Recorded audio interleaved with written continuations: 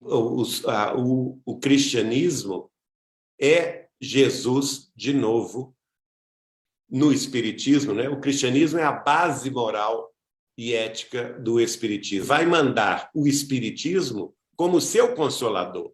Aliás, Allan Kardec confirma isso claramente, mostrando a ascendência da religião espírita sobre a ciência e a filosofia espírita, dizendo o seguinte: primeiro ele publica como terceiro livro seu o Evangelho segundo o Espiritismo, e segundamente, nos últimos capítulos do seu último livro, a Gênese, os Milagres e as Predições segundo o Espiritismo, ele vai sacramentar, em definitivo, o papel do Espiritismo como consolador prometido pelo Cristo. Então, nós não podemos dissociar Espiritismo de cristianismo, porque uma e outra coisa se confundem, não é? Nós podemos dizer o que o Chico disse-me de forma mais simples, né? Espiritismo é Jesus de novo para o coração do povo. E tudo que estiver fora disso é conversa fiada.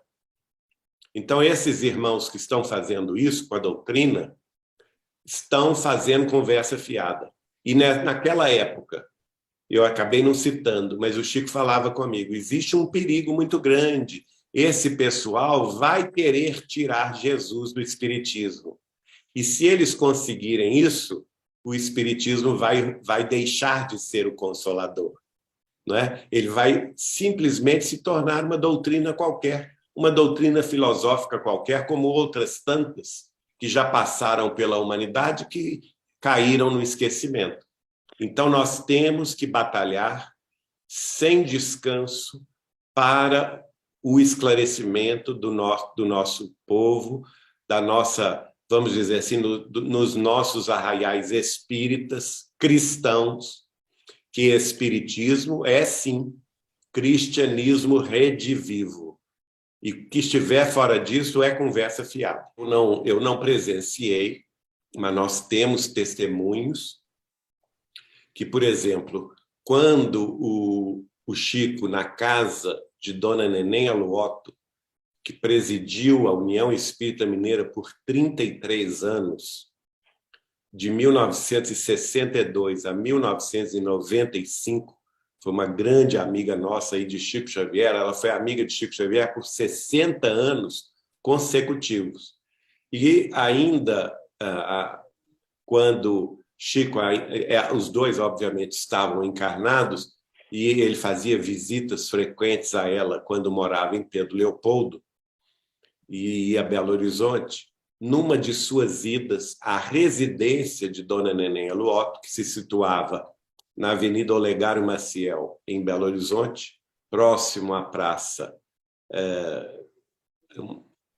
Raul Soares, ali, ele recebeu uma mensagem de Jesus.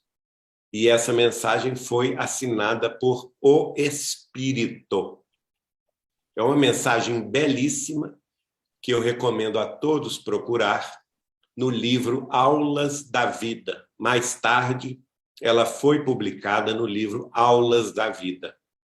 E as pessoas também podem encontrá-la no site que se chama A Bíblia do Caminho, Testamento Xavieriano.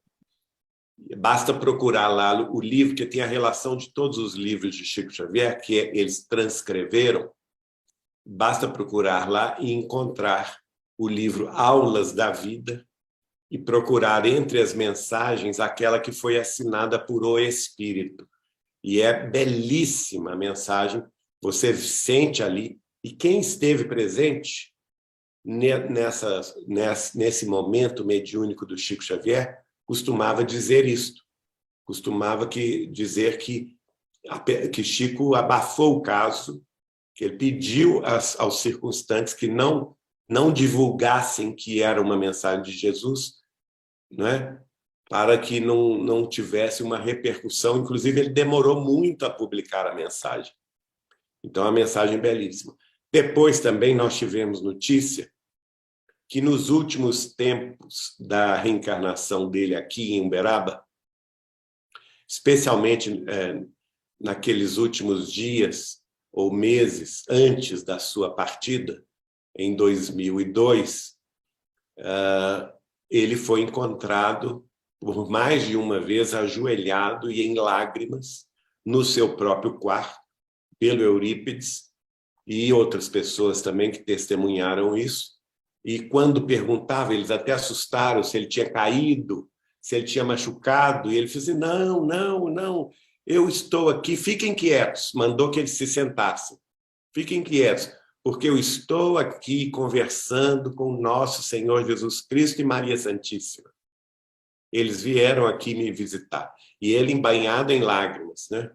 E de minha parte, eu posso dizer que todas as vezes que Chico tocava no nome de Jesus e no nome de Maria Santíssima, a emoção dele, com a qual ele transmitia aqueles recados ou aquelas notícias sobre a vida do Cristo, era tal e tamanha que nós, todos que estávamos presentes, ficávamos banhados em lágrimas, só denotando para mim aquela intimidade do Chico, que nós sabemos ser o apóstolo João Evangelista, com o próprio Senhor.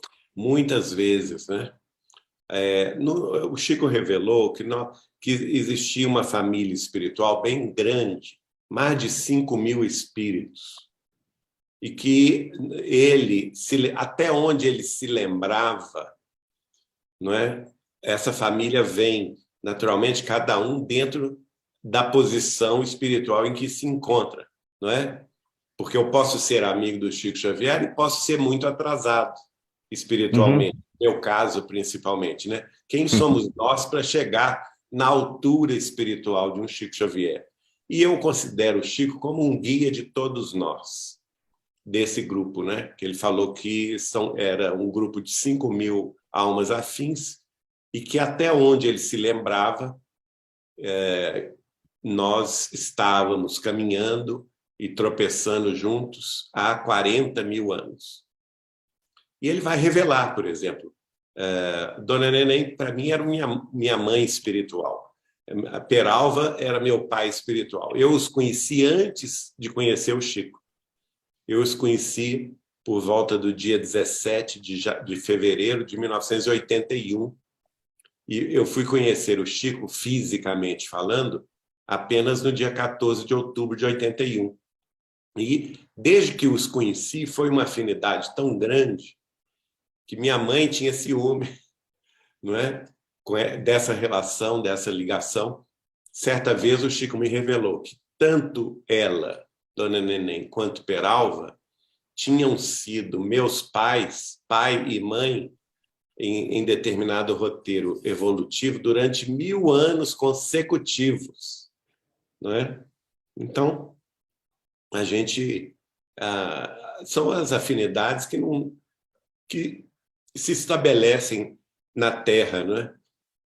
Tem até uma carta do Chico falando sobre isso, que é muito curiosa, que ele diz mais ou menos assim: os lares que se formam na espiritualidade se materializam na Terra, né?